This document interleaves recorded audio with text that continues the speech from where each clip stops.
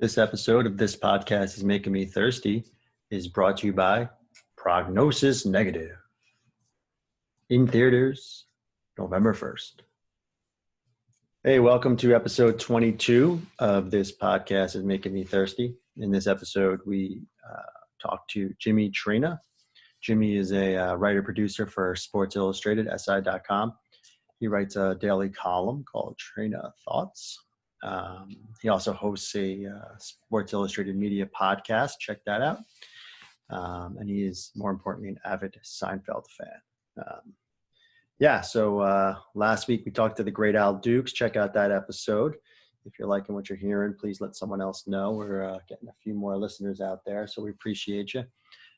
Follow us on Twitter at ThisThirsty. If you follow us on Twitter, you can either DM us on Twitter or email us at pretzelspod@protonmail.com. Email us there, pretzelspod@protonmail.com, or follow us on Twitter and DM us if you'd like to join one of our shows live on Zoom.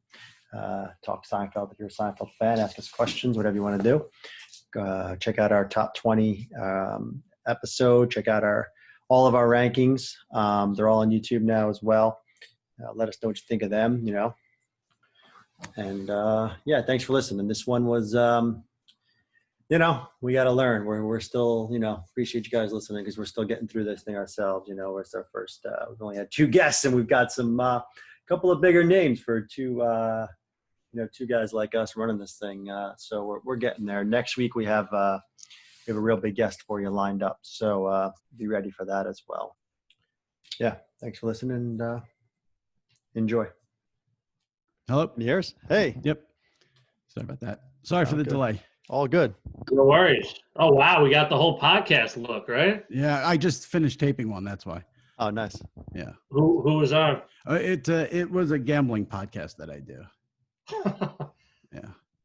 Excellent. Good to see. I gave up gambling a long time ago. Thank God. But, smart move. Yeah.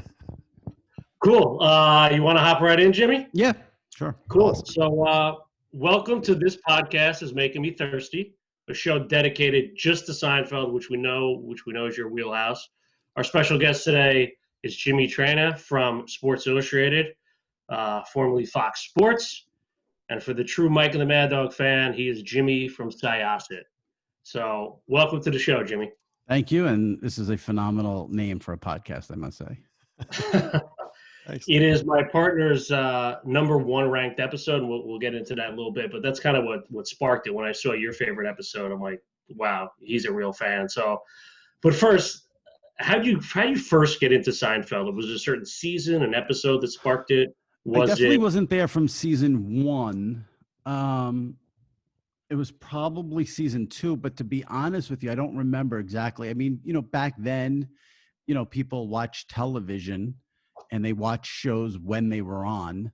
And NBC Thursday night with Cheers and Friends and Seinfeld was always, so I watched all those shows. So I think that was sort of how it all began. Right. So like for us, I think it was when it picked up on like Pix 11, right? I mean, I do remember watching early when it was actually on Wednesday nights, I think at 9:30, and then they got the big jump with Cheers. So yeah, I definitely was there sometime in season 2. Nice. Cool. I was listening to your podcast actually recently, the Keith Hernandez episode.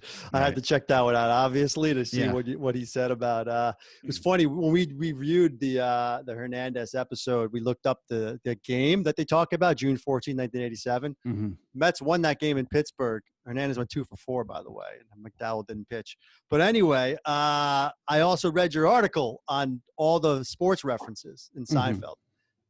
Curious, do you have a favorite sports reference in Seinfeld? I mean, mine's always been the, because Frank Costanza, what the hell just trade Jay Buhner for? When I heard that live, I just couldn't believe that was being said on a TV show. There's a great one when George gets engaged to Susan, which he's not happy about. And that night, they're in the apartment and they show Jerry's apartment, and Jerry calls George and says, oh my God, are you watching the Yankee game on MSG? Mattingly just doubled, I don't know, something like that. Yeah. And George is trying to watch it, but then Susan calls him and says, are you coming? I tape Mad About You. That Great is line. a great little sports nugget that's in the show there. That's a real fan right there, folks. Yeah. Only a real fan knows the Mad About You tape, and that's a great Yeah. line. George Well, couldn't watch the Yankee replay. What's great about that is they always have replay, that same announcer, right? Mattingly split his pants. Like, Yeah. he's always there doing those things. And the Paul O'Neill cameo is great. And George eating the ice cream sundae at the U.S. Open is a good little sports reference. There's great time. And actually, so Jerry was a Mets fan, right? Mm-hmm. Have you ever spoken to Jerry? I have once. Yeah. You have? I interviewed him on a podcast when I was at Fox. Really? What can you share about that? Did he put any nuggets? Was he like, did he mention like why Yankees was so prominent versus? Yeah, basically what he said was because when they were filming the show, when the show was on the air, the Yankees were great and the Mets were terrible, so that's why they sort of that's why they sort of used the Yankees more than the Mets. Makes sense. I mean, but when they first started, the Yankees weren't great. He even makes that line when George first got the job with the Yankees. I wonder when they won a championship in whatever many years. Right. And then they won I the wondered next too. year, I mean, Larry's a Yankee fan, and he was the producer. And then of course they used Steinbrenner a lot, so maybe that was a factor. Maybe they wanted to make Steinbrenner sort of a piece of the show, which they did, and which then they got to use the Yankees. Yeah, that would have been tough to make a character out of Wilpon for sure. Fred Wilpon. Yeah. So speaking of sports, like we use the term pink hat fans a lot in the podcast, right? Referencing like 1990 Yankee fans, for instance, like who only know like Jeter and Mariano, for instance. And that applies to Seinfeld as well, like the yada yada, Festivus. So what's your take there, right? There's that type of fan, right? The yada yada fan, if you will, versus, Penske materials or never hearing of Tippy Toe. So I know you've mentioned season 3. You mentioned this to Hernandez, actually, that seasons 3 to 5 were the premium years, right? Yeah. It bothers me. Does it bother you how the show kind of transformed into like a gimmicky sitcom? Yeah, I've always said I hated the last 2 seasons of the show. I'm one of the few people who liked the finale.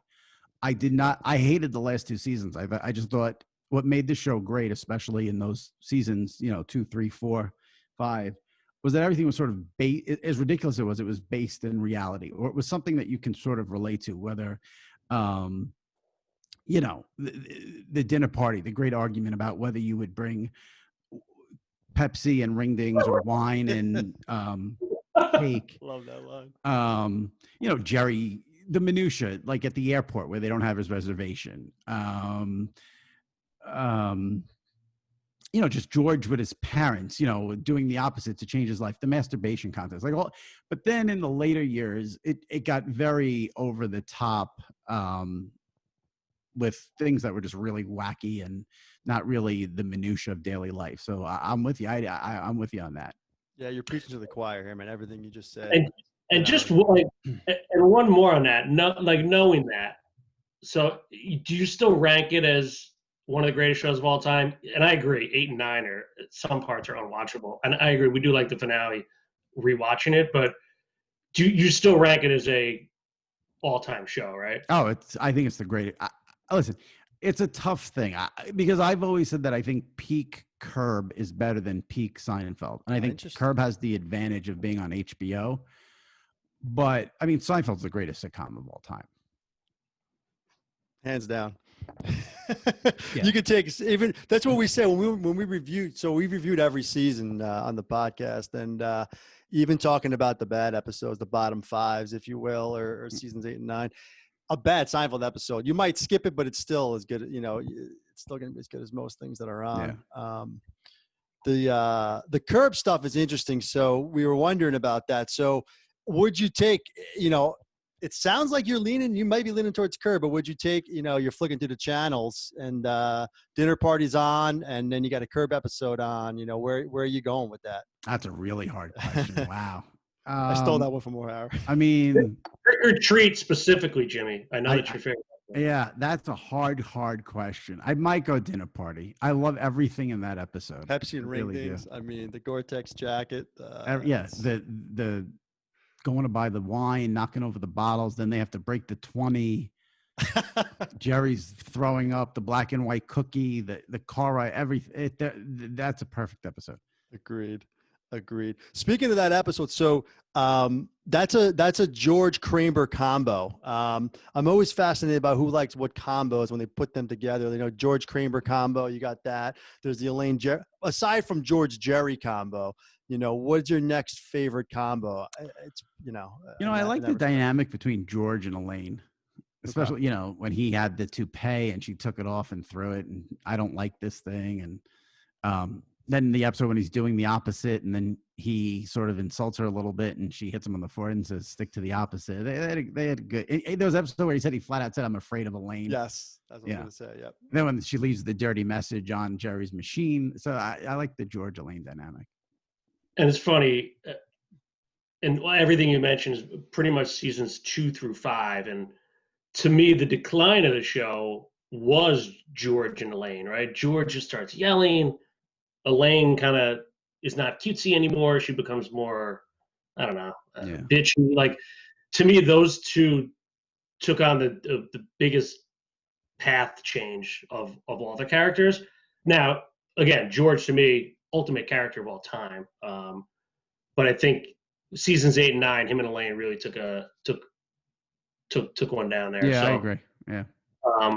So when we talk about rankings, I know you ranked Dinner Party first, and we'll just give you a quick synopsis of our top 5. It was Phone Message, Red Dot, The Limo, The Alternate Side, The Contest, Marine Biologist on average, and then the bottom, which I always find very interesting. Like, I'm curious on your least favorite episodes. We had The Dealership season. These are all season 9 and 8, of course. The Dealership, the Susie, the Millennium, the Frogger, and the Junk Mail. Yeah, the Frogger I didn't like. There was another one late that a lot of people. The Frogger one is the one that stands out to me as one I really disliked a lot. It's funny. I never ever rewatch anything from 8 or 9, so I don't even have them in my head to say which one I dislike. The Frogger one is the one that stands out to me in those later years. I'm trying to think if I could give you one, but I can't even think of one because, like I said, I never watched those. And what's your top 5 then? What are you going? Gosh, not putting you on the spot, but I mean, listen, the dinner party is there, obviously, as you guys said. The contest.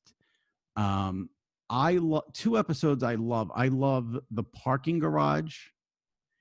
I love the Chinese restaurant. Yep. I love the episode when they park in the handicap spot. Nice. Those off the top of my head. And the Keith Hernandez, that would be in the top 5. I'd take out maybe I would take out the Chinese restaurant and put in the Keith Hernandez. So a couple of those are outside of like the apartment and the normal stuff when you get the 4 of them together and they're on their little adventure. All of those actually are, including the handicap spot. Those are all the 4 of them. And that makes sense. The parking garage, a little tidbit I like to throw out there. And if you don't know this, Kramer's really carrying an air conditioner in that episode. Yeah. And really hurts his hand or whatever. Yeah. So we got a real fan here, folks. We can't getting slipped by on this one. Yeah. I like it. Speaking, this is another interesting thing when I was listening to your podcast when you had Dan Patrick on. He mentioned that Perloff, I guess McLovin, is the Kramer of their show. Yeah. I'm curious because you have some big names in your podcast. Like, who else? Throw some names out there, maybe that in the world of sports, mainly, and maybe just media in general, that you kind of have inside conversations about with Seinfeld that we might not know about, who are like, diehard fans that know when you throw a line out. Well, I'll give you the opposite. I was just I was just on Chris Long's podcast, former Eagles Super Bowl champion, and he has not watched Seinfeld. And I was like pushing him on the podcast to watch it. I was like, "You've got to watch this show. I mean, let's get it together already." You think that's generational? I don't know. What was his excuse? Yeah, maybe it's. I think maybe if someone was in college when Seinfeld came out, and Thursday nights they were busy doing it. I mean, he was a football player, so his TV viewing is limited. So I think maybe that's it. So wait, a media person that I talk about Seinfeld with. That's I'm drawing a blank here. I mean, I feel like I talk about Seinfeld with everyone. You know what You I drop mean? it in, right? You're always dropping Yeah, lines. yeah, of course. But Chris, that's Howie's kid. I'm Yeah, assuming his yeah. father, like, probably was a big fan of it. Probably knows Jerry for all we know. But yeah, that comes down to, like, when this gets moved to Netflix next year, Jimmy, I'm curious, like, will it create a new fan? Like, I heard your podcast with the Sopranos guys, right? Like, Right. that show kind of has sustained over the years, even without cell phones, and obviously with Seinfeld, there's a lot of stuff with the answer machine and things like that. So, yeah, I'm curious if it's a generational thing, because we think it holds the test of time, and maybe Netflix might be that test, as less people might have Hulu, et cetera. So we'll see. Yeah. I think it'll attract some new people. I think so many people have watched already. I don't know how many new people there are to attract, but I think it will attract some new people. Well, listen, Jimmy, with your with you promoting this podcast, I think it will take off. I hope so. I'll do what I can. Who are your? This is a nice one I can throw out there too, because I'm sensing that you got a good hold on Seinfeld here. Secondary characters, like maybe they're in one episode or just a couple episodes. Like maybe take the parents out of it. They're. Okay. I mean, I'm a huge parents guy. I'm a huge old guy. Klompus is one of my favorite characters of all time. Just like the Crazy Joe Davolas or the Watleys or the Mickeys. Mr. Lippman, those kind of guys. Yeah.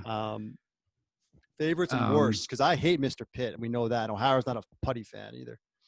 Yeah. It's funny you took out the parents, because I was going to say obviously Frank. Okay, good. Yeah, I mean, no, but that's fine. Mickey was great with Kramer for sure. Banya, I'd go with Banya.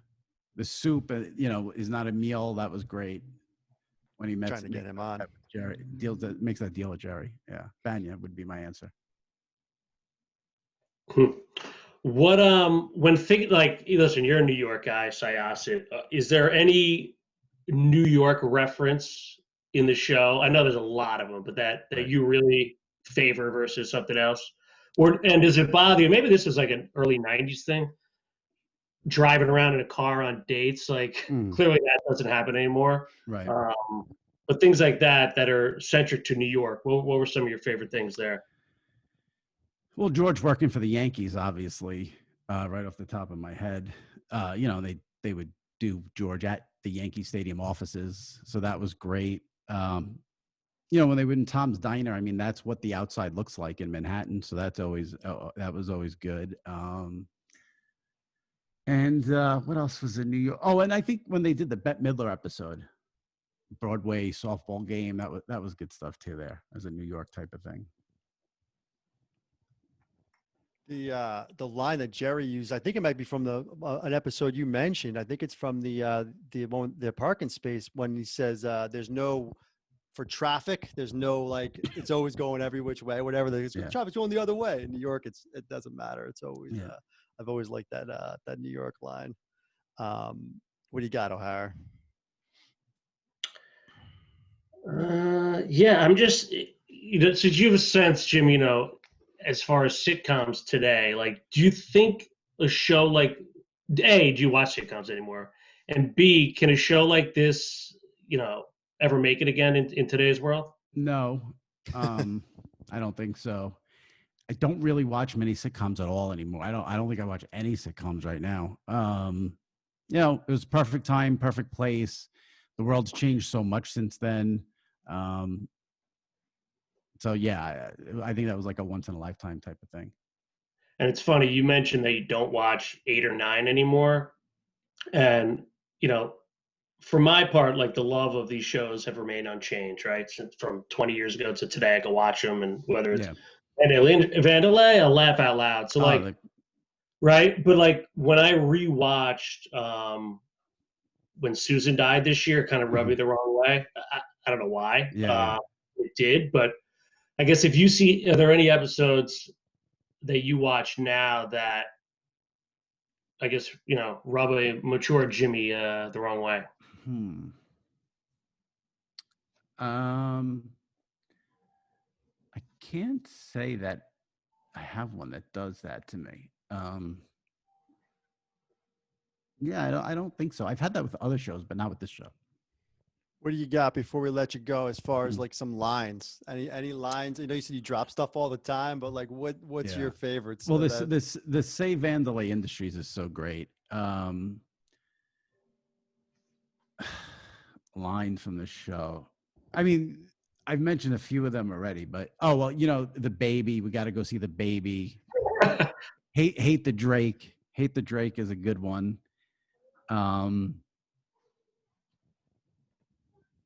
Obviously, Serenity Now is. I think everyone uses that one. That's my fan football team name. Yeah.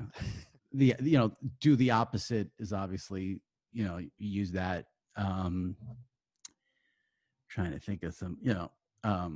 So did you use a line with Chris Long and he didn't pick up on it? Like, how'd that conversation start?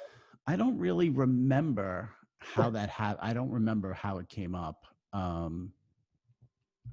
don't remember how it came up, but it is always funny though. There's great in the contest when Master of My Domain that obviously gets used. So the Merv Griffin, there's not really a line that gets used, but that sort of gets referenced a lot. I feel like I'm